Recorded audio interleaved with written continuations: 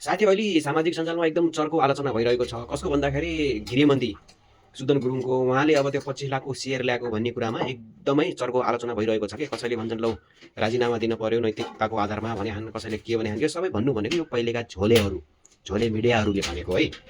यो झोले मिडियाहरूले नै भनेको होइन भनेपछि त्यसरी त कसैको राजीनामा माग्नु त ठिक होइन। कानुन छ, छानबिन आयोग छ होइन। अब सम्पत्तिको स्रोत नखुले पार होइन, तिनीहरूले छानबिन गर्ला नि। यहाँ झोलेहरू न्यायाधीश बन्नुपर्छ जस्तो त मलाई लाग्दैन होइन र। के पहिलेको सरकारले पनि तुरुन्तै राजीनामा दिएको थिएन नि। जब 19 जना ढ्याम्की ढ्याम मार्यो त्यसले राजीनामा दिएन। जब 73 जना पुग्यो बल्ल त्यसको चेत खुल्यो अनि त्यसपछि बल्ल होइन त्यसले नेपाली सेनालाई राजीनामा दिएर त्यो हेलिकप्टरबाट भागेको हो कि होइन? हो कि होइन? तपाईँलाई सबैलाई याद छ नि। त्यसले चाहिँ दिन नपर्ने।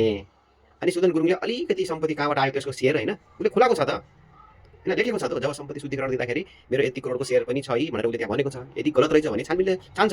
तपाईँ हामी न्यायाधीश किन बन्न पर्ने होइन र? छन् त न्यायाधीश, भएको ठाउँमा न्यायाधीशहरू छन्।